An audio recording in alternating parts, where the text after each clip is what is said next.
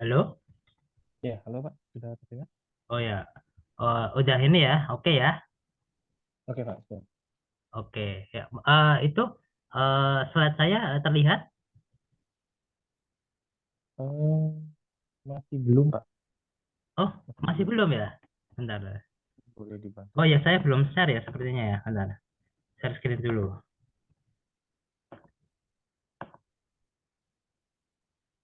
Oke, udah. Terus, nah, oke, terlihat Pak. Oke Pak, sudah terlihat. Oke, sudah Pak. Oh sudah ya. Oke, silakan Pak, Bentar. boleh dibantu.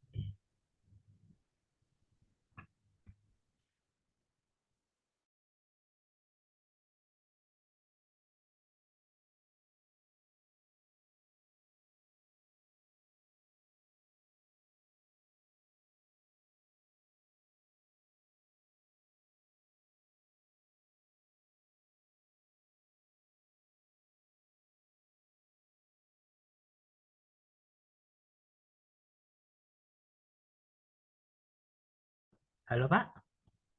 Pak. Ya, halo Pak. Oh ya, saya tadi sepertinya sempat ada gangguan sinyal ke logout tadi. Ini sudah oke ya? Sudah oke.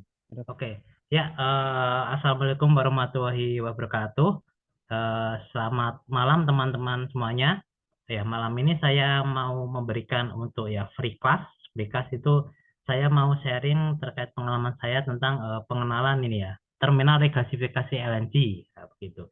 Ya, ini insya Allah acaranya berlangsung sama singkat saja ini 1 jam gitu, tapi insya Allah bermanfaat begitu.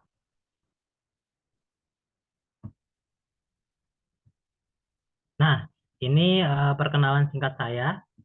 Eh, Kalau saya itu apa eh, identitasnya seperti ini, ya lahirnya di Kudus. Kalau pendidikan teknik kimia di UNS Solo, angkatan 2008. Kalau kerjaan sekarang sebagai proses engineer di Rekin. Untuk pengalaman kerja itu dari 12 September 2012 sampai sekarang. Kalau pengalaman proyek itu yang terkait saya share ilmu ini itu adalah pengalaman proyek saya yang pertama yaitu di Arun LNG Terminal tahun 2012 sampai 2015. Ya saya share sama tentunya saya tambahin dari berbagai referensi, nggak cuma Arun aja ya, gitu. Eh, ini kita pertama kali untuk membahasnya adalah membahas eh, transportasi eh, gas alam. Transportasi gas alam itu, nah, secara umum itu transportasi gas alam itu tuh ada dua, bisa melalui perpipaan apa atau gas pipeline ya. Itu ekonomis sampai jarak 3.200 km itu untuk onshore dan 1.600 km itu untuk offshore gitu.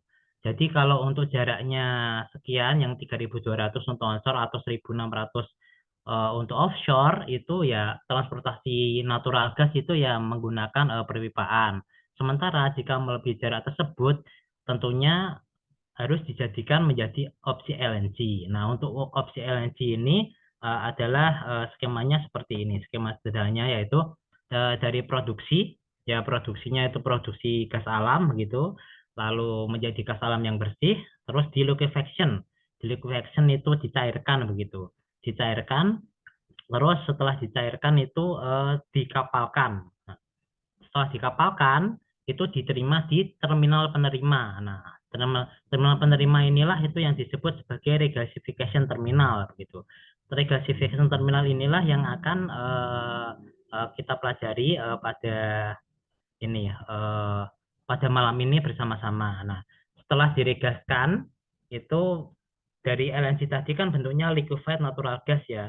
Nah, diregaskan kembali menjadi natural gas kembali gitu karena pemanfaatan gas alam itu ya dalam bentuk natural gas ya dalam bentuk gas gitu sedangkan untuk di LNG-nya itu di liquefaction-nya itu hanya untuk murni untuk transportasi saja gitu. Nah setelah diregaskan kembali menjadi gas alam dari LNG menjadi NG atau natural gas itu lalu dikirim ke pipeline pipeline customer-nya ya. Customer-nya macam-macam sih, bisa untuk pembangkit listrik atau bisa untuk misalnya pabrik amonia seperti itu. Nah, yang apa? Ini volume penyimpanan LNG itu 1/600 dari gas alam pada suhu dan tekanan standar begitu. Hal ini membuatnya lebih hemat untuk ditransportasikan jarak jauh. Jadi gas alam kalau pada suhu dan tekanan standar itu jika di LNG-kan maka volumenya akan menyusut 600 kali lebih kecil begitu. Nah, hal ini membuatnya lebih hemat gitu. Untuk ditransportasikan jarak jauh, definisinya ya ditransportasikan jarak jauh yang melebihi itu yang 3.200 atau 1.600 itu. Nah, kita membahas dari basicnya dulu deh. Apa itu LNG? Karena judul pengenalannya ini kan terminal regasifikasi LNG. Nah, kita harus kenal dulu tuh apa LNG. Nah, LNG itu gas alam yang dicairkan dengan cara didinginkan ya hingga minus 160 derajat Celcius pada tekanan atmosferik atau biasanya sekitar 0,2 kg per cm kuadrat, sekitar itulah biasanya. Nah, ini contoh komposisi LNG. Nah, komposisi LNG itu ya kebanyakan metana ya, gitu. Metana, begitu ada sedikit etana dan sedikit gas-gas lain. Nah, mayoritas itu memang metana. Ini contohnya misalnya LNG Tangguh sama LNG Badak. Kalau LNG Tangguh itu metananya 96%, kalau LNG Badak 90%. Nah, kalau dari tempat lain pasti berbeda gitu. Entah ada yang cuma 88% bisa aja metananya gitu. Ya, sedikit berbeda lah begitu. Antar tempat tergantung dari sumber gas tersebut. Nah, wujud LNG. Nah, wujudnya itu seperti apa LNG? Nah, wujud LNG itu seperti gambar berikut ini. Nah, wujud LNG itu ya bening ya, seperti air sebenarnya, seperti air putih begitu, cuma ya sangat dingin. Suhunya tadi itu minus 160 derajat Celcius. Dengan sifat-sifatnya ini, apa densitasnya itu antara 430 sampai 470 kg per meter kubik, terus jernih, tidak berbau, tak beracun, tidak korosif, lalu tapi jika terkena kulit dalam jumlah besar dapat mengakibatkan frostbite. Nah, frostbite itu adalah kondisi ketika itu kulit dan jaringan di bawahnya rusak atau mati akibat paparan suhu yang sangat dingin begitu. Jadi apa ya, suhu kulit itu tidak hanya rusak karena suhu panas ya, tapi kalau karena suhu yang sangat dingin itu bisa melepuh juga begitu. Yaitu disebut frostbite begitu. Mungkin bisa dicari di internet sendiri kalau kulit terkena frostbite itu seperti bagaimana begitu. Tetapi ini kalau terkena kulit itu bisa mengakibatkan frostbite itu kalau dalam jumlah besar. Kalau cuma 1-2 tetes itu sebenarnya nggak apa-apa. Tapi kalau misal teman-teman semua itu kena LNG 1-2 tetes ya penanganan pertamanya ya dilapin aja misalnya pakai tisu atau pakai kain begitu. Namun jangan diusap pakai air begitu. Karena kan perbedaan suhunya kan tinggi. Seperti itu aja sih. Kalau cuma cipratan dikit nggak apa-apa. Tapi kalau kena segelas ini ya kena frostbite langsung kulit kita. Nah, ini adalah karena sangat dingin itu karena sangat dingin dan suhu ambient itu kan ya sekitar mungkin 30 begitu kan. Nah, itu pasti ada panas yang masuk ya, ada panas yang masuk atau heat leak itu sehingga mengakibatkan terbentuknya boil off gas. Nah, boil off gas ya ini uap-uap seperti ini, uap-uap seperti ini. Nah, LNG kalau dibiarin misalnya awalnya cairan seperti ini ditaruh aja ya lama-lama menguap, terus habis jadi vapor semua seperti itu. Jadi kalau untuk filosofi di terminal LNG maupun di LNG plant, kalau sudah jadi LNG itu ya konsep paling dasar itu ya manajemen boil off gas-nya itu. Terbentuk BOG. Nah, terus setelah terbentuk BOG, BOG-nya mau diapakan seperti itu. Nah, kita membahas jenis terminal regasifikasi LNG. Seperti saya singgung yang sebelumnya, kalau pemanfaatan gas alam itu ya harus dalam bentuk natural gas begitu ya. Kalau dalam bentuk cairnya itu hanya untuk mentransportasikan, sehingga pemanfaatannya harus diubah lagi tuh dari cair menjadi gas kembali. Kalau jenis terminal LNG itu ada dua ya. Yang pertama tuh dari lokasi itu yaitu offshore. Offshore itu jenisnya ada floating storage and regasification unit atau FSRU. Lalu yang kedua jenis offshore itu yaitu gravity based structure gitu. Nah, untuk pertimbangan kenapa kok milih LNG regasification terminalnya kok di offshore bukannya di offshore itu lebih mahal gitu. Biasanya sih untuk pertimbangan misalnya suatu perusahaan menentukan ini di offshore saja itu ada beberapa hal ya. Misalnya tidak ada lahan yang luas di darat seperti itu kan. Dengan akses laut yang memadai. Maksudnya akses laut yang memadai itu terkait kedalaman kapal gitu kan. Terkait maaf kedalaman air laut untuk kapal bersandar. Terus misalnya terminal LNG yang mau dibangun di daerah itu ternyata penduduknya sangat padat sehingga berbahaya nggak bisa gitu atau ada peraturan-peraturan yang menyulitkan misalnya eh, izin terminal LNG jika dibangun di darat itu untuk tiap negara pasti kan berbeda ya begitu jadi bisa dipertimbangkan opsi offshore gitu jika onshore tidak bisa. Nah, terus untuk yang kedua yaitu onshore atau land base ya yang dibangunnya di darat saja seperti itu. Nah, untuk yang materi akan saya sampaikan ini ya lebih ke yang onshore-nya, onshore atau land base gitu. Sebenarnya offshore sih konsepnya sama aja sih gitu, tapi kita lebih fokus ke onshore-nya. Offshore itu sama aja cuma lokasinya di laut seperti itu. Nah, ini contoh offshore regasification yang jenisnya FSRU, ya, Floating Storage and Regasification Unit. Nah, ini di Lampung ini contohnya. Nah, ini terminal regasifikasinya ya kapal ini. Nah, kapal ini berfungsi sebagai terminal regasifikasi. Dia ada penyimpanannya, sekaligus ada fasilitas untuk meregaskannya. Nah, setelah diregasifikasi, dia itu nyambung nih dengan pipa di bawah laut ini. Ada pipeline di sininya di bawah lautnya seperti itu. Nah, kalau posisi normal seperti ini nih, yang merah ini. Nah, waktu apa mengisi mengisi LNG itu ya seperti ini ada dua kapal. Yang kapal biru ini pengiriman LNG ditransfer dari kapal biru ke kapal merah. Kapal merah ini adalah FSRU-nya. Di kapal merah inilah dilakukan regasifikasi itu, regasifikasi menjadi gas. Terus dari sini ini ada gasnya ditransferkan melalui bawah laut seperti itu. Terus yang kedua jenis offshore-nya itu ini kita offshore sekilas saja ya.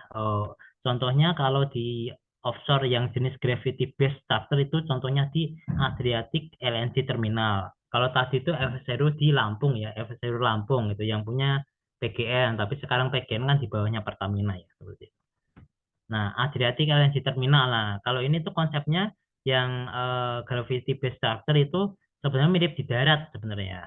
Mirip di darat gitu, cuma posisinya di laut gitu. Jadi membangun bangunan di laut. Tapi konsepnya seperti perancangan di darat.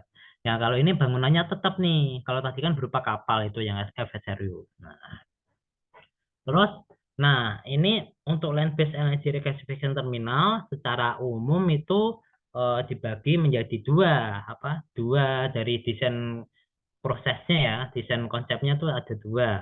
Dibedakan berdasarkan kapasitas gitu. Kalau kapasitas kecil itu ya seperti yang di atas ini, kalau kapasitas yang besar seperti yang di bawah ini. Nah, kalau kapasitas kecil itu LNG carrier atau kapal LNG itu mentransfer LNG ke feed to vacuum insulated tank ya. Langsung dari vacuum insulated tank lalu dipompakan ke ambient air vaporizer. AAV ini vaporizernya jadi vaporizer itu banyak jenisnya, salah satunya AAV, ambient air vaporizer. Dia itu menggunakan udara aja untuk pemanas, lalu dikirim ke pipeline melalui metering gitu. Nah, terus yang capacity atau kapasitas besar itu LNG carrier-nya ditransfer LNG LNG carrier ditransfer ke flat bottom tank itu. Dari flat bottom tank itu boil off gasnya yang terbentuk itu handle oleh BOG kompresor. Dia diarahkan ke rekondenser. Terus yang dari sisi LNG-nya ini dipompakan nih, LNG-nya dipompakan ke rekondenser. Nah, yang BOG tadi kontaklah dengan LNG di sini. Nah, sehingga yang dari uap yang di sini bentuknya uap setelah keluar kondenser menjadi bentuknya liquid kembali. Nah, setelah liquid semua ini dipompa nih sama LNG pump yang kedua, biasa aja disebut booster pump gitu ke ini ORV. Nah, ORV itu singkatan dari open rack vaporizer yaitu vaporizer yang menggunakan air laut ya, air laut sebagai pemanas. Lalu dikirim ke pipeline seperti itu. Nah, ini ada juga dari LNG pump yang tekanan rendah atau LP LNG pump bisa disebut itu. Yang LNG pump tekanan tinggi bisa disebut booster pump atau HP pump, high pressure pump. Kalau LP pump itu low pressure pump. Kalau yang low pressure pump ini biasanya juga bisa dicabangkan untuk sirkulasi nih, sirkulasi ke pelabuhannya. Nah, contoh untuk yang small capacity menggunakan FIT atau vacuum insulated tank, itu contohnya kalau di Indonesia itu di terminal LNG Teluk Lamong, Surabaya. Ini saya sih belum pernah ke sana ya, tapi ini sih satu kompleks deketan sama Pelabuhan Tanjung Priok. Nah, kapasitas regasifikasinya itu 40 mmscfd. Nah, seperti ini nih, gambarnya. LNG Terminal Teluk Lamong ini. Nah, ini vacuum insulated tanknya ini.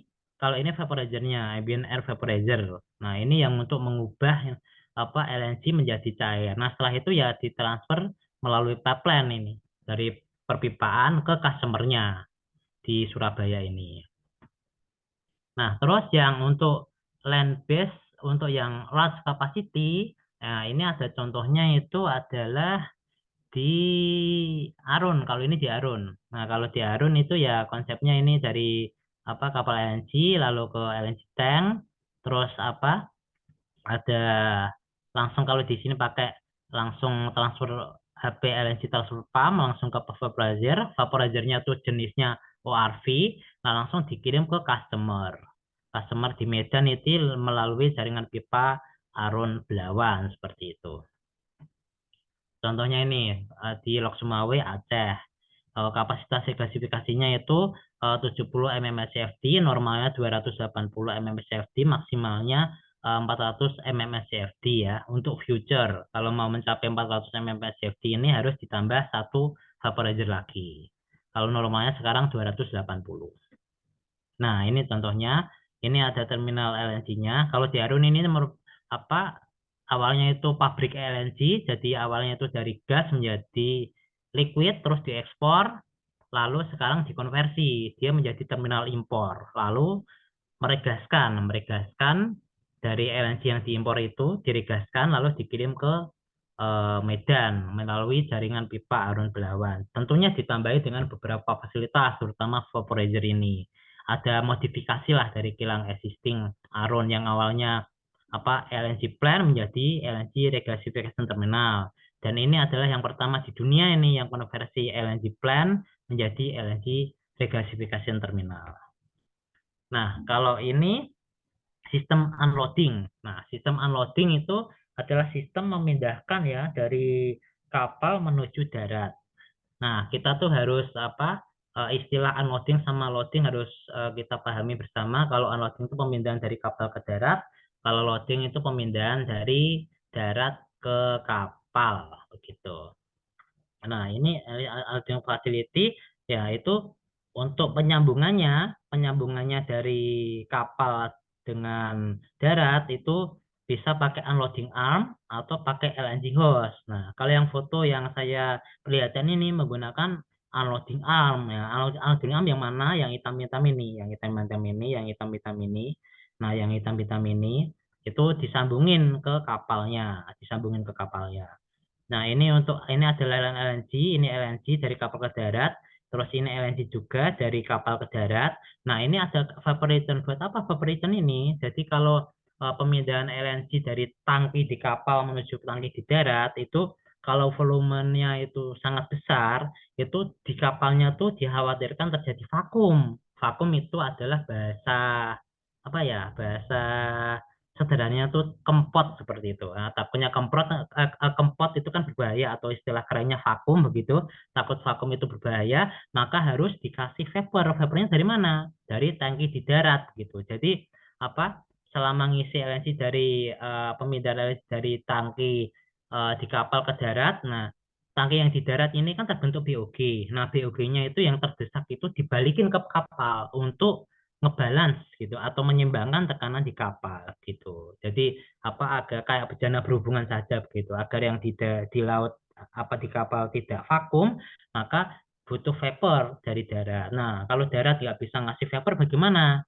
Kapal masih ada, dia punya vaporizer untuk menghasilkan vapor sendiri untuk mempertahankan tekanan di dalam kapalnya. Namun jika biasanya kapal melakukan itu, dia akan memberikan sanksi ke pihak darat. Sanksinya itu biasanya ada semacam cost-nya lah, gitu, bayar sekian dolar seperti itu. Sekian dolar karena kamu nggak bisa nyediain vapor dari darat seperti itu. Karena seharusnya itu mudah nggak nyediain vapor dari darat, tapi misalnya tidak bisa, ada sesuatu kejadian, ya mereka tetap bisa mempertahankan tekanannya, cuma di-charge ke darat, semacam sanksinya lah seperti itu. Nah, ini unloading arm itu lifetime-nya bagus, capeknya tinggi, tenaganya tinggi. Nah, kalau unloading LNG hose itu ya lifetime-nya lebih rendah, capeknya lebih rendah, tenaganya ya ini lebih rendah. Jadi bisa dipilih apakah pakai unloading arm atau LNG hose gitu.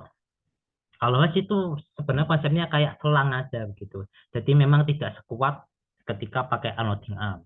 Kalau untuk unloading kapasitas flow rate-nya besar, biasanya pakai unloading arm. Nah, terus kita langsung pengenalan untuk pembelian LNG storage tank. Nah, pembelian tangki LNG itu secara garis besar seperti ini aja. Kalau kapasitas kecil itu langsung pilih vacuum insulated tank. Kalau di bawah 1000 meter kubik, kalau di atas 15.000 langsung pilih flat bottom tank. Nah, kalau di antara 1000 sampai 15.000 itu bisa dioptimasi apakah mau pakai beberapa buah vacuum insulated tank atau pakai satu buah flat bottom tank seperti itu. Dengan plus minusnya ya. Nah, ini contohnya kalau ini vacuum insulated tank seperti ini. Vacuum insulated tank itu ada yang bentuknya vertikal seperti ini berdiri, ada juga yang horizontal. Vacuum insulated tank kan kecil-kecil tapi banyak seperti ini, atau pakai flat bottom tank yang besar tapi jumlahnya lebih sedikit begitu. Nah, kalau ini selanjutnya adalah flat bottom tank. Nah, flat bottom tank itu berdasarkan konstruksi mekanis itu ada dua, yaitu yang pertama itu self-supporting tank, itu semua beban statis dan dinamis cairan yang berada di dalamnya ditahan langsung oleh kekuatan dinding dalam tangki. Dibagi menjadi tiga, yaitu single containment tank, double containment tank, dan full containment tank.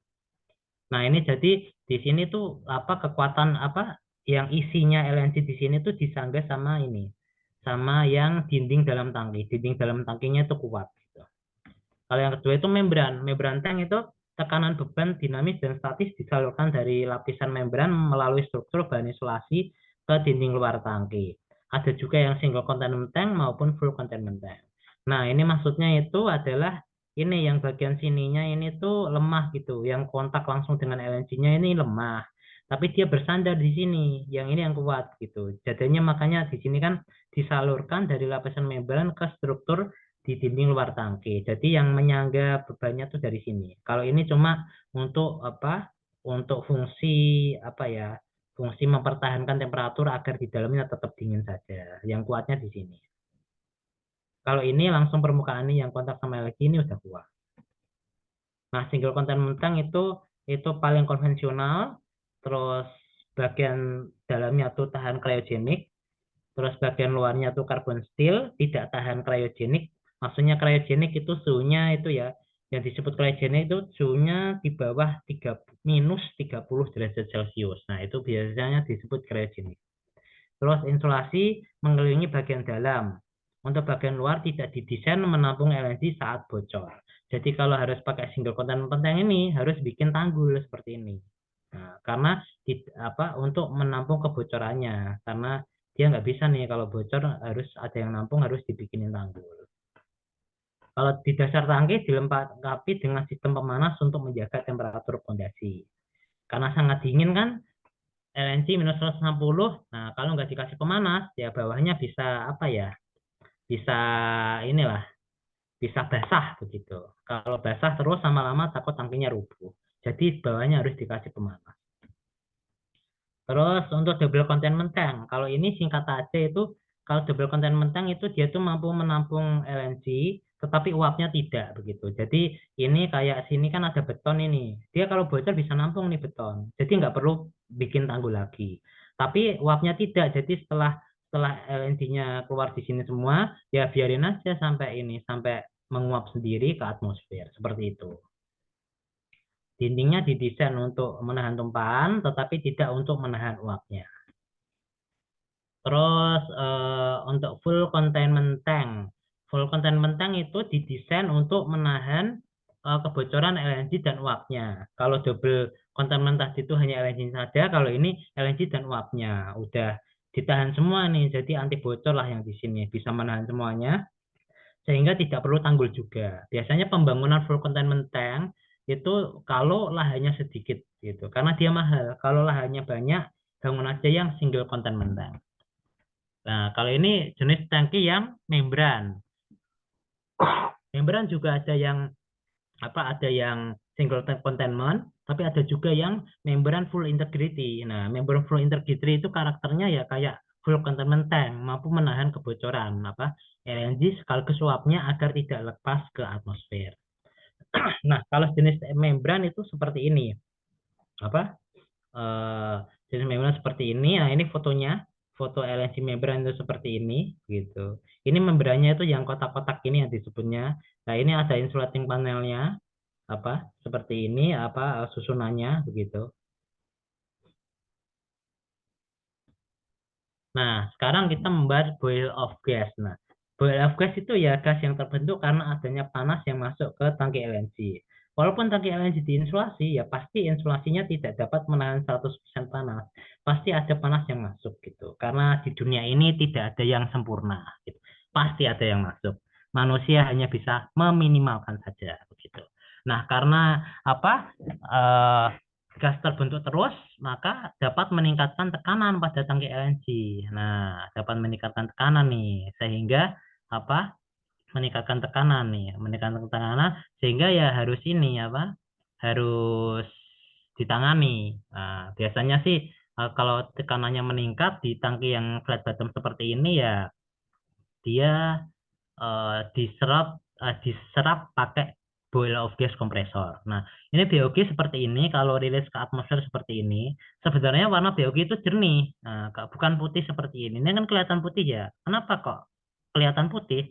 Karena BOG yang bening tadi suhunya itu dingin, kontaklah dengan udara. Sedangkan udara itu mengandung uap air kan. Udara itu pasti ada uap airnya. Nah, uap air yang kontak dengan suhu dingin dari boil off gas tadi sehingga terbentuk seperti awan ini. Nah, ini karena boil off gas kontak dengan Dengan uap air yang terkandung dalam udara ya akhirnya seperti ini, kelihatan seperti awan begitu. Padahal sebenarnya boil off gasnya sendiri bening. Nah, kalau boil off gas kompresor ini contohnya seperti ini. Gambarnya seperti ini saya ambil dari internet. Kalau untuk berfungsi untuk menjaga tekanan pada tangki LNG. Jadi dari boiler kompresor tergantung desainnya tuh mau diarahin kemana. Apakah mau biasanya sih sebagian diarahin ke power generation untuk terminal LNG itu sendiri seperti itu. Tentunya kasus-kasus itu beda ya, filosofi setiap terminal LNG itu beda gitu. Jadi harus dirancang untuk kasus operasinya seperti apa, baru dirancang bagaimana gitu. Nah, terus kalau ini pompa LNG. Pompa LNG itu sebagian besar itu ada dua jenis, yaitu LNG in-tank pump. Yang in-tank pump itu yang di dalam pompa ini, di dalam tangki maksudnya. Nah, kalau yang luar itu suction vessel mounted pump. Nah, ini dipasangnya di luar tangki. Kalau yang ini dipasangnya di dalam tangki. Ya, tapi sama-sama bisa mentransfer LNG ya. Dari LNG pump ini ya ini apa nanti ke arah vaporizer seperti itu. Nah, kalau ini BOG recondenser. BOG recondenser itu berfungsi untuk mengubah BOG yang berlebih kembali menjadi LNG. Nah, mungkin yang agak aneh ya loh. LNG tadi digaskan, tetapi kok ini ada yang diubah kembali menjadi LNG seperti itu. Biasanya makanya Biasanya tuh boil off gas-nya itu semaksimal mungkin tuh dimanfaatkan dahulu, dimanfaatkan untuk misalnya untuk menghasilkan electric power untuk terminal LNG-nya begitu. Kalau BOG ada yang sisa atau berlebih udah nggak bisa dimanfaatin secara desain di terminalnya, maka harus dipasang BOG recondenser begitu. Karena kalau nggak BOG berlebih nggak dikemana-manain, ya nanti bisa overpressure tangkinya. Jadi harus harus dikemanain nih BOG ini, udah nggak bisa diserap lagi. Ya udah kita ini sebenarnya ada dua opsi, kita rekondenserkan atau kita buang gitu. Tapi kalau kita buang kan ke flare kan sayang ya, masa udah dibeli bersih-bersih gitu langsung dibuang. Nah, makanya dipasang alat ini nih, BOG rekondenser ini. Dibalikkan lagi menjadi LNG, masukkan ke ini apa? Dimasukkan ke suction high pressure pump LNG. Ini BOG-nya digunakan dengan LNG agar terkondensasi. Nah, terus kita membahas ini LNG vaporizer itu berfungsi untuk mengubah kembali LNG menjadi natural gas. Nah, terdapat beberapa jenis LNG vaporizer, contohnya itu apa? Intermediate fluid vaporizer, cell and tube vaporizer, ambient air vaporizer. Nah, ambient air vaporizer itu yang menggunakan itu ya udara udara ambient ya, udara lingkungan aja. Itu ada natural draft sama forced draft. Nah, terus ada submerged combustion vaporizer atau SCV. Terus ada open rack vaporizer atau ORV. Nah, jenisnya tuh ada 5 ini untuk vaporizer.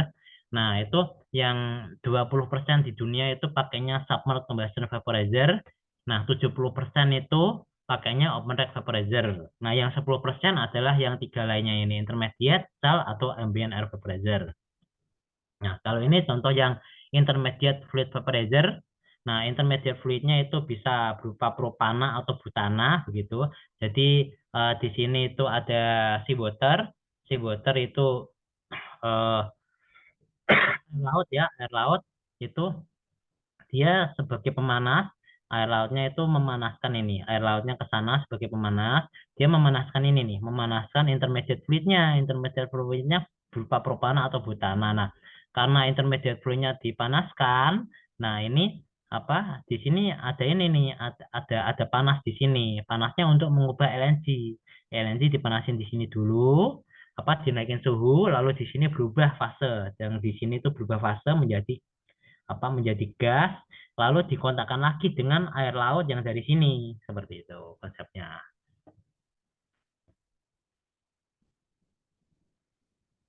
Nah, ini digunakan pada lokasi di mana air lautnya mengandung suspended solid yang tinggi. Kalau suspended solidnya rendah, pakainya open rack vaporizer. Nah, kalau ini cell and tube vaporizer. Nah, cell and tube vaporizer itu ukurannya itu relatif compact ya, atau relatif kecil gitu. Cocok untuk offshore gitu. Nah, yang di offshore itu cocok pakai ini. Misalnya tadi yang FSRU. Nah, itu cocok nih pakai apa? Vaporizer yang jenis ini. Nah, pengoperasiannya ini mudah. Terus lanjut itu natural draft AV. Nah, kalau natural draft AV itu ya natural aja seperti ini, nggak pakai apa-apa begitu. Jadi cuma menggunakan eh, udara ambien begitu. Nah, setelah eh, kalau untuk menggunakan AV ini harus itu ya didesain 2 kali 100%. Jadi misalnya mau pakai AV yang sini, sebelah ini semua misalnya. Nah, kalau ini lama-lama nih jadi es ini di sini. Yang lama-lama jadi es harus di switch ke sebelahnya. Kalau udah 8 jam kira-kira, biasa 8 jam, ini sudah jadi es banyak begitu. Nah, pemanasannya kan udah nggak maksimal, harus pakai yang sebelahnya. Nah, ketika pakai sebelahnya, es yang di sini mencair gitu kan. Mencair bisa digunakan lagi. Ganti saya yang sana terbentuk es ini.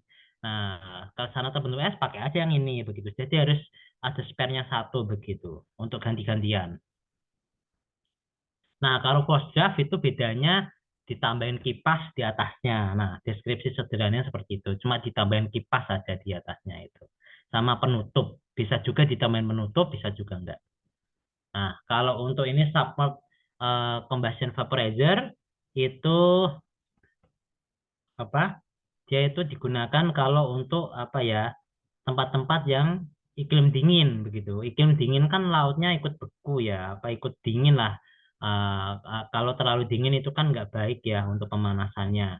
Jadi ini apa menggunakan submerged combustion vaporizer. Cara kerjanya itu adalah fuel gasnya, terus di apa dengan apa udara, ada bahan bakar, ada udara begitu kan.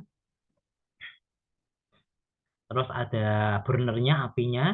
Nah, untuk memanaskan air di sini. Nah, air yang dipanaskan ini dari pembakaran fuel gas ini, nah, dialah apa yang akan mengubah LNG menjadi natural gas seperti itu. Nah, ini LNG open rack vaporizer ini yang paling banyak ya 70% di dunia itu pakainya ini. Kalau ini tanpa atasnya seperti ini. Nah, ini ada sepatu ya mungkin bisa untuk komparasi ya. Komparasi kalau ukuran sepatu manusia, kalau ini apa open rack vaporizernya. Nah, seperti ini gambarnya. Gambar seperti ini begitu. Jadi kalau konsepnya LNG vaporizer yang ORV ini pemanasnya itu menggunakan air laut gitu. Air laut terus apa dari sini air lautnya itu dari sini masuk ke sini nih. Nah, air lautnya itu turun ke bawah, turun ke bawah ini, turun ke bawah, turun ke bawah. Sedangkan natural gasnya masuknya LNG-nya maaf, LNG-nya masuknya lewat bawah sini, terus naik ke atas. Ya, jadi di dalam panel ini LNG, di luarnya ini air laut. Jadi air laut itu dari atas turun ke bawah, kalau LNG dari bawah ke atas. Setelah LNG keluar dari atas ini, dari apa? Dari atas sini itu bentuknya sudah dalam bentuk gas atau natural gas. Keluarnya di sini nih. Natural gas OLED ini sudah keluar dari sini itu di sininya sudah natural gas. Kalau yang di sini masih LNG ke atas. Nah, LNG-nya ke atas didorong pakai pompa. Nah, kontaklah ini diambil panasnya. Kalau secara umum industri itu kan air laut untuk pendingin ya, tapi kalau di terminal regasifikasi, air laut itu sebagai pemanas. Nah, ini saya kasih apa tunjuk ya ini kasih tunjuk untuk ini tuh aliran di atasnya ini untuk ORV. Bentar ya.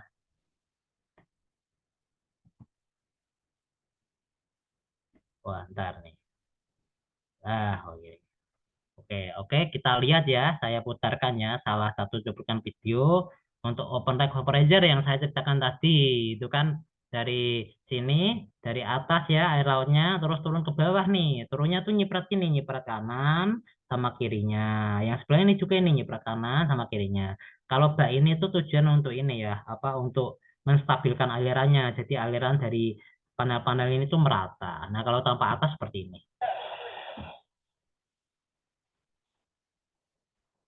Nah, ini aliran air dari atasnya ini untuk pemanasan LNG-nya.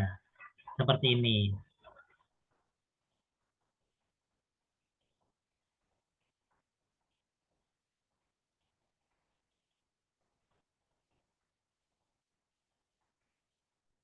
Nah, saya ulang sekali lagi ya, teman-teman. Barangkali ada yang kelewatan. Nah, yang ini nih. Yang ini di bawahnya ini nih ada ini, ada yang panel-panel ini nih di bawahnya ini. Nah, jadi ini turun ke bawah gitu. Nah, ini turun ke bawah, ini masuk terus diturun ke bawah ini ada kelihatan turun ke bawah ini. Nah, turun ke bawah ini untuk bahasa ini nih. Nah, alirannya sini, di sini. Nah, oke, lanjut. Nah, ini ada penggunaan dua, jadi dalam satu terminal bisa juga digunakan dua jenis vaporizer. Nah, ini contohnya untuk LNG terminal di Incheon LNG terminal. Nah, ini adalah LNG terminal yang terbesar di dunia saat ini. Itu di Korea Selatan ya. Dari Korea Selatan punya terminal LNG terbesar di dunia namanya Incheon LNG terminal. Nah, dia menggunakan dua jenis vaporizer, open deck vaporizer dan submerged vaporizer. Nah, open vaporizer itu digunakan saat musim panas, sedangkan summer vaporizer yang pakai pembakaran fuel gas tadi itu digunakan saat musim dingin. Nah, ini saya apa ya contohkan ini untuk standar istilahnya namanya NFPA 59A. Jadi dalam mendesain fasilitas LNG baik LNG terminal ya maupun LNG plan itu ada standar yang dipakai itu salah satunya adalah NFPA 59A.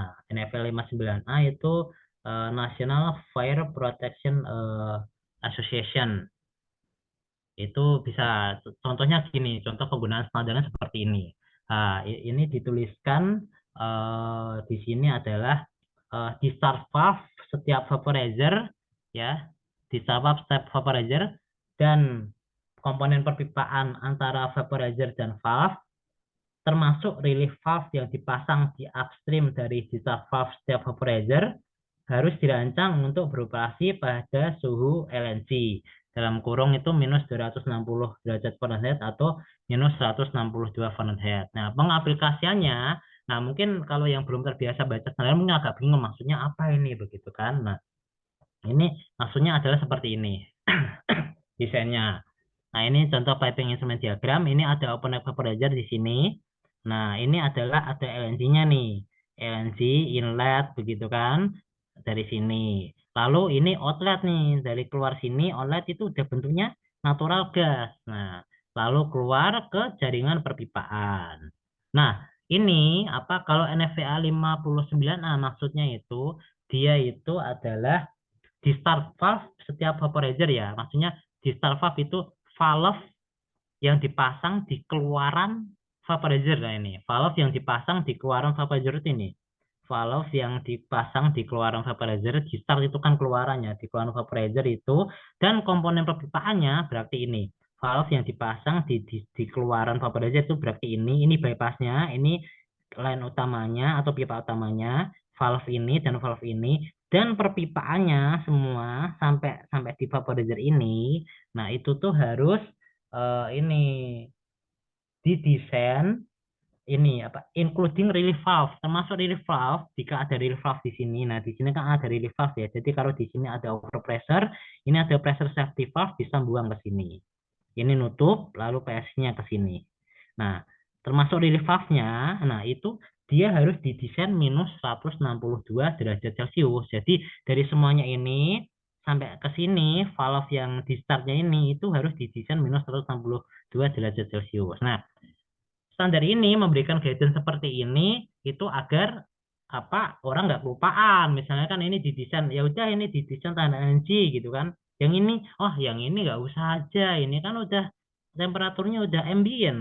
Biar kita ngirit nggak usah didesain cryogenic, didesain biasa aja untuk natural gas. Nah, padahal ketika emergency, misalnya apa vaporizernya gagal mengubah menjadi gas, di sini keluarnya pasti masih bentuk LNG. Nah, kalau ini LNG dari sini terus gagal dirigaskan, misalnya ini ada gangguan atau apalah gitu kan, ada musibah misalnya, nah, lewat ke sini, nah ini nggak tahan pipanya kalau nggak didesain ini. Nah, didesainnya harus sampai sini nih setidaknya, harus tetap tahan ini, tahan LNG sampai setidaknya sampai sini. Nah, setelah sini baru boleh didesain apa yang tidak tahan cryogenic atau suhu ambien seperti itu. Nah, contohnya seperti itu, NFPL 59. Nah, ini apa cukup dari saya. Mungkin akan ada sesi tanya jawab dulu ya. Saya coba jawab ini. Coba saya jawab pertanyaan dari teman-teman.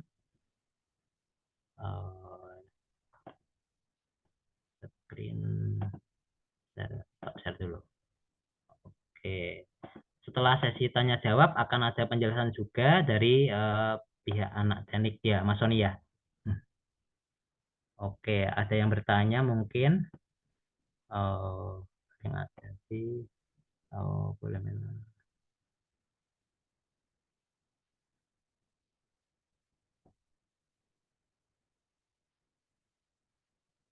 Oke. Oke, pertanyaan pertama itu dari Alkan Loaded Cam. Nah, untuk pemilihan bahannya apakah butana dan propana aja ya, Pak? Yang mempengaruhi pemilihannya apa ya, Pak, untuk jenis vaporizernya? Kalau untuk butana dan propana itu tuh untuk yang ini ya, untuk yang intermediate fluid vaporizer. Memang kebanyakan itu eh, jenis untuk intermediate fluidnya itu kebanyakan ya ini menggunakan propana dan butana. Tapi bisa juga digunakan yang lain ya begitu. Nah, yang untuk lebih tahunya itu adalah biasanya adalah manufaktur dari ini, manufaktur dari eh, intermediate fluid vaporizernya gitu. Jadi kita ketika mau beli itu apa mereka pasti akan mendesainkan begitu. Tapi memang mayoritas pakainya biasanya tuh butana atau propana. Terus yang mempengaruhi pemilihannya apa ya Pak untuk jenis vaporizernya? Untuk jenis vaporizer itu yang mempengaruhi pemilihannya yaitu kapasitas. Kapasitasnya kalau kecil pakai aja ambient air vaporizer. Kalau yang besar pakainya ini open depth vaporizer. Atau misalnya dari sisi iklim, kalau iklimnya dingin, pakainya submerged combustion vaporizer gitu, yang tidak tergantung sama suhu air laut. Karena kan nggak bisa pakai air laut. Karena RV itu suhunya harus minimal 5 derajat Celcius. Kalau musim dingin kan di bawah 5 itu. Pasti nggak bisa. Harusnya pakai yang submerged combustion vaporizer seperti itu. Terus maaf Pak, apakah link absensinya sudah dibagikan? Eh ini ini nggak ada absen ya sepertinya, seperti kalau ini. Ya, saya sudah infokan Pak. Nanti. Oh, udah ya, oke. Oke, saya mungkin bantu pertanyaannya mungkin Pak ya. Oke, Ada boleh. yang tadi dari Mas Arkan sudah terjawab Pak, yang kalau yang intermediate fluid vaporizer itu sudah terjawab belum ya? Belum ya? Yang untuk ini ya, propana dan butana udah begitu. Oke. Oke, ini ada pertanyaan dari Mas Arkan juga lagi Pak. Kalau yang intermediate fluid vaporizer, kenapa pemilihannya butana atau propana ya Pak? Sedangkan jenis yang lain bisa langsung pakai seawater.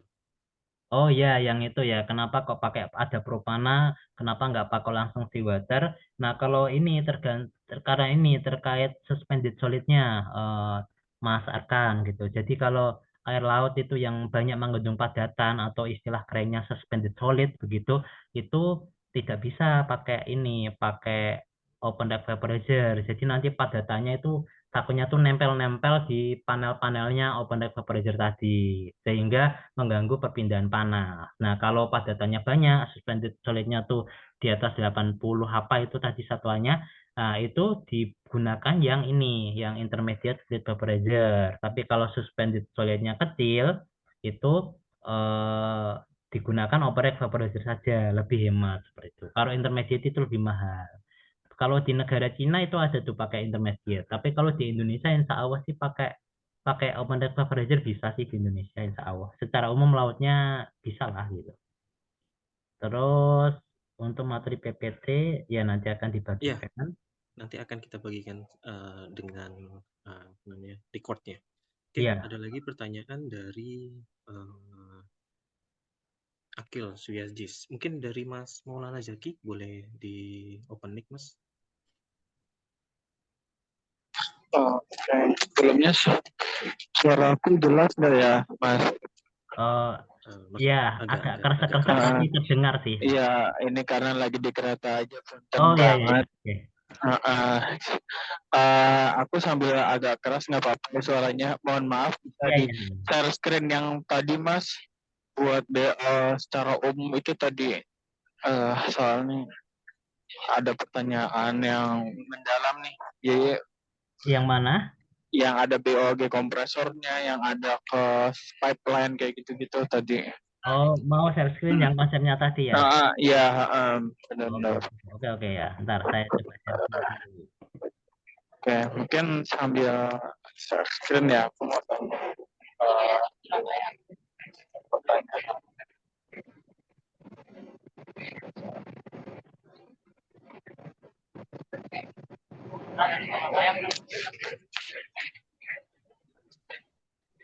Nah, jadi mungkin pengen lebih dijelaskan. Bentar, sebentar, share screen-nya belum kelihatan.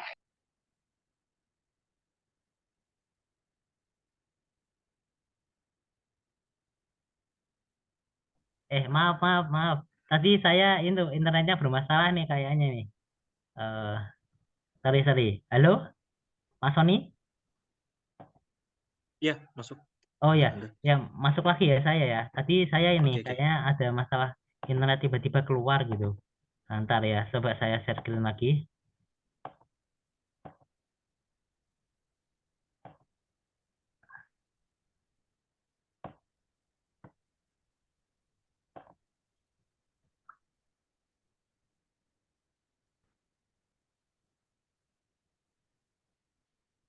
Oh, mana tadi ya?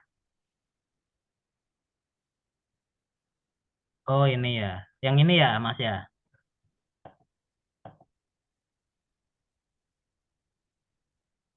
Halo Mas, Mas siapa tadi? Maulana Zaki?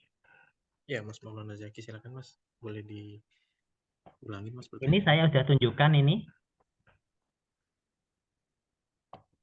Ya, yang silakan. diminta Mas. simplified-nya. Ini teman-teman kalau cari di internet aja sih bentukannya. Oke, maaf Mas tadi mau unmute nggak bisa ya. Oh ya. Ini sih aku lebih di bagian large capacity, Hmm. di mana kemarin kan aku sempat ini ya mempelajari gitu di PKL gitu kan mengenai BLG kompresor, di mana di situ tuh harus ada tekanan. Ini mungkin karena aku lupa inget ya, mungkin kalau salah juga mohon koreksiannya. Di BLG kompresor kan di situ kita ada kompresor yang tujuannya supaya masuk ke tangki ya kan, kalau misalkan pada beberapa kondisi tangkinya itu tuh bisa mengerucut gitu kan. Nah, kemudian aku tapi pada tes kemarin itu tuh masih agak janggal, aku cuman BLG kompresor aja gitu kan yang benar di diperdalam gitu kan. Jadi ketika BLG kompresor kan kurang lebih kan tangkinya dialirin muter gitu kan supaya tangkinya tuh nggak bisa mengecil gitu kan. Nah, kemudian aku ingin lebih perdalam dong Mas gitu kan mengenai rekondenser. Jadi abis BLG kompresor dikemanain sih sampai pipeline gitu kan. Terus sih karena kan masih bingung juga gitu keluaran dari BLG kompresor sampai ke konsumen itu kira-kira sistem apa istilahnya kalau teknik kimia itu tuh prosesnya ya, atau deskripsi prosesnya kayak gimana itu Mas?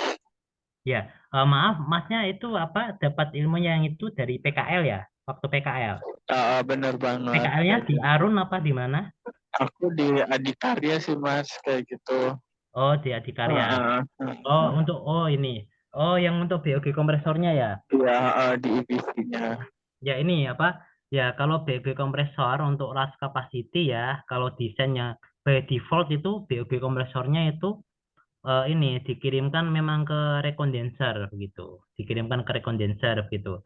Cuma yang seperti saya dikirimkan ke rekondenser, rekondenser itu untuk mengubah boil off gas-nya, itu menjadi LNG kembali begitu Mas gitu. Cuma untuk setiap terminal LNG itu nggak apa ya, nggak istilahnya nggak saklek atau nggak kaku seperti ini, tergantung tergantung apa setiap terminal begitu.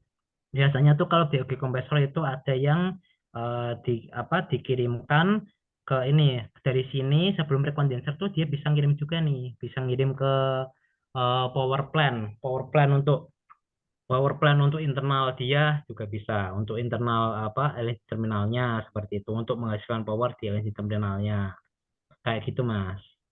Terus bagaimana lagi?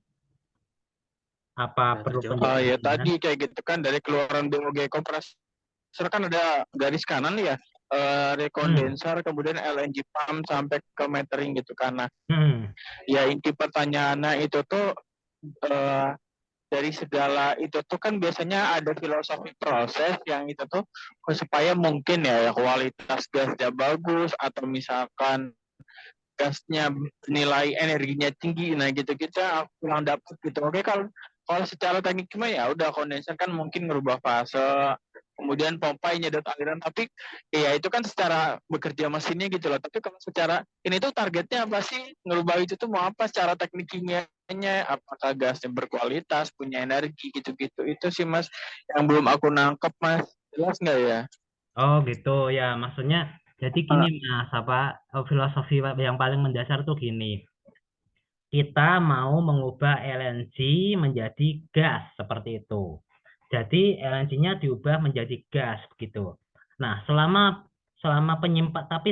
penyimpanannya itu kan terbentuk BOG. Nah, pertanyaannya itu BOG-nya ini mau dikemanain begitu untuk yang large capacity begitu. Nah, BOG-nya ini ada opsi nih dikemanainnya. Salah satunya tuh ke rekondenser gitu. Bisa di reliquefaction, bisa di rekondenser seperti itu. Bisa juga langsung dikirimkan ke user juga bisa jika ada user yang dekat di situ begitu. Jadi ada opsi-opsi yang pada intinya itu BOG-nya itu harus tahu dikemanain begitu. Kalau misalnya BOG-nya terbentuk BOG, ya oke diserap BOG kompresor lalu dialihkan ke power plant yang internal untuk ini ya, misalnya pakai gas engine begitu. power plant yang internalnya apa untuk terminal LNG. Nah, kalau itu sudah tercukupi dan masih ada BOG yang berlebih, nah itulah yang harus direkondenserkan seperti itu Mas, gitu. Agar kembali LNG lagi gitu daripada dibuang. Jadi filosofinya itu BOG-nya yang terbentuk mau kemana ini gitu, seperti itu. Kalau untuk yang small capacity memang tidak perlu kompresor gitu, karena yang vacuum insulated tank ini tuh didesain nggak usah pakai kompresor, dia mampu sampai tekanan tinggi, biasanya sampai tekanan 6 bar seperti itu, Mas. Oke? Oke, mungkin sudah terjawab. Dari Mas Akhil, boleh silakan di open mic, Mas. Assalamualaikum Mas. Selamat malam. Ya, selamat malam. Oh, Selamat. ya, waalaikumsalam, Mas. Mas mau bertanya, kalau boleh tahu kalau misalkan terjadi black start pada sistem ORV, bagaimana ya Mas cara mengatasinya supaya aliran LNG tetap jalan gitu, prosesnya tetap jalan. Kalau ada apa? Kalau terjadi black start Black start misalkan mati pemadaman gitu atau ada masalah sehingga pompa sirkulasinya itu pompa transfernya tidak berjalan. Ada Apakah ada itu ya solusinya gitu kegagalan power supaya gitu ya. ya apakah ada solusinya supaya dia prosesnya tetap berlangsung gitu Mas? Enggak, maksudnya pabriknya listriknya mati gitu ya. Ya tiba-tiba mati misalkan. Terus apa? Kalau tiba-tiba Habis itu mati, terus ini ya. pompa seawaternya tidak berfungsi Mas misalkan gitu. Aliran seawater itu tidak berjalan ke ORV-nya. Jadi Oh bagaimana gitu. ya cara Oh ya, mengatasinya gitu? caranya mengatasinya ya.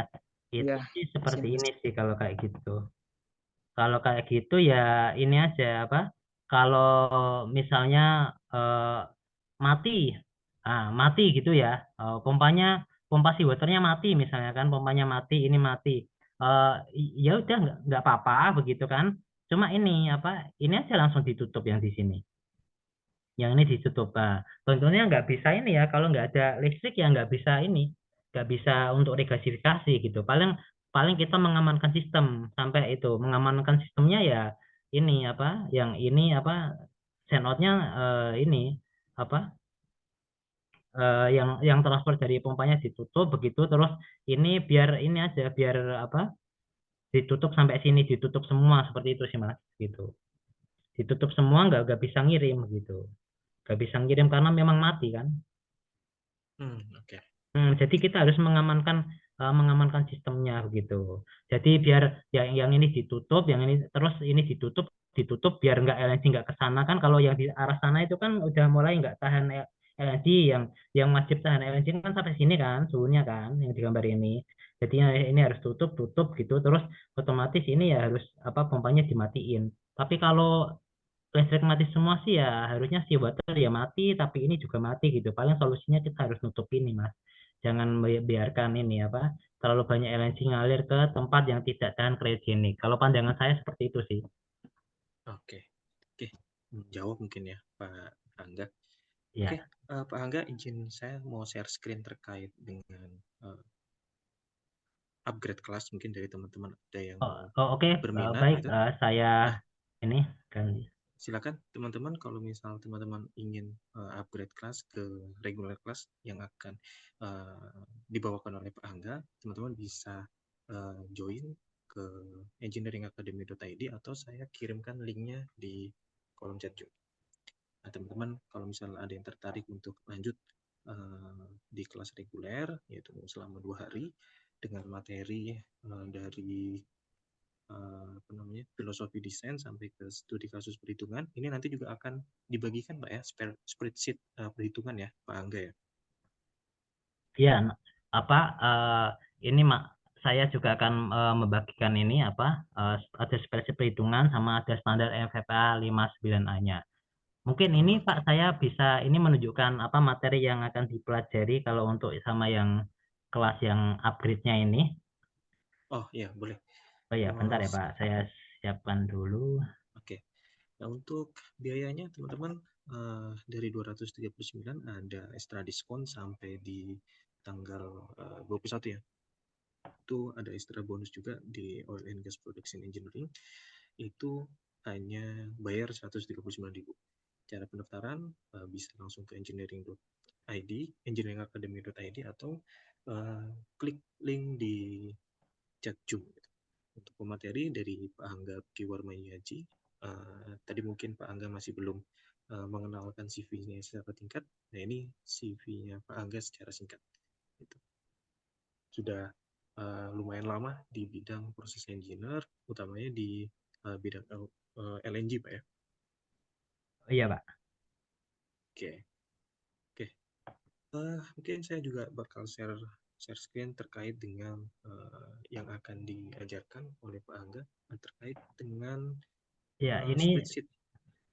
ya.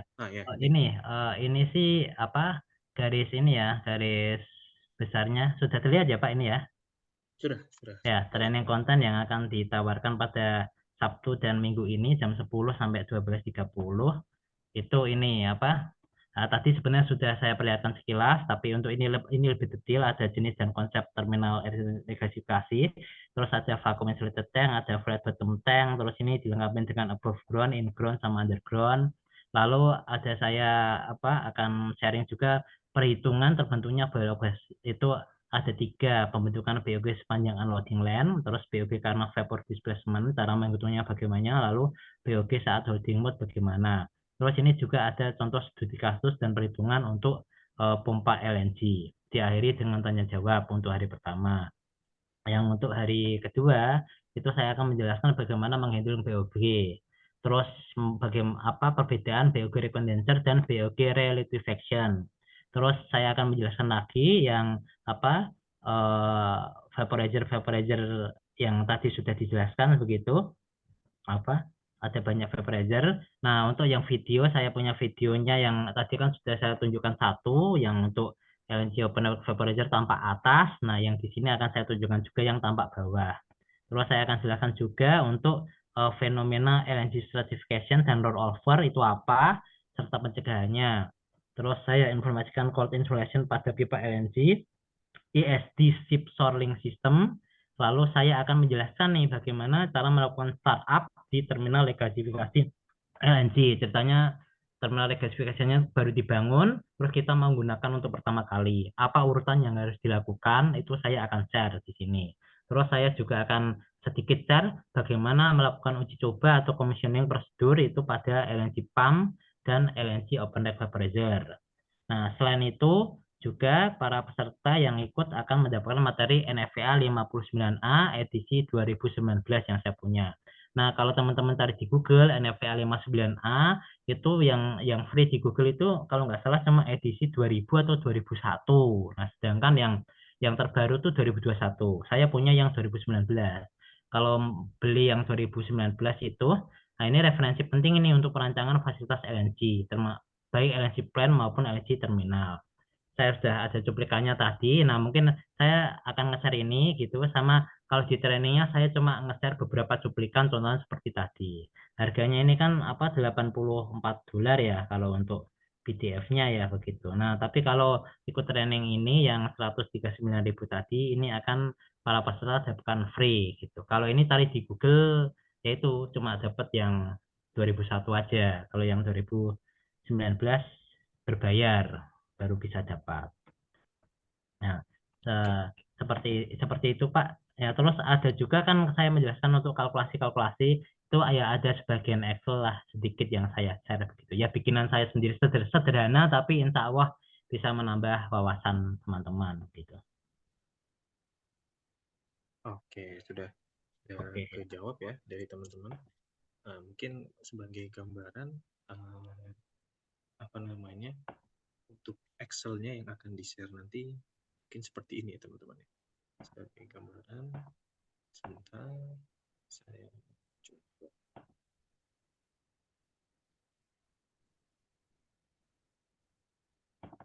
Mungkin seperti ini Pak ya, benar ya? Untuk sebagai gambarannya akan di-share spreadsheet-nya. Ya itu akan di-share itu. Ya itu memang. Ada BOG vapor displacement, BOG holding, kemudian ada LNG pump flow. Gitu. Iya itu lumayan lah untuk nambah pemahaman gitu. Nah, teman-teman kalau misal ingin lanjut ke tingkat selanjutnya dari training ini bisa langsung klik link pendaftaran di Zoom, ada dikirim di chat Zoom atau bisa langsung ke engineeringacademy.id. Oke, Pak Angga, mungkin cukup sekian ya untuk di training pada malam hari ini. Terima kasih Pak Angga atas waktunya. Sampai jumpa kembali di regular class di tanggal 23 sampai 24. Teman-teman yang masih belum isi form absensi boleh diisi, sudah dibagikan di kolom chat. Terima kasih Pak Angga atas waktunya. Terima kasih juga Pak. Sudah berkenan join pada malam hari ini. Saya tutup untuk training, pre-training pada malam hari ini. Wassalamualaikum warahmatullahi wabarakatuh.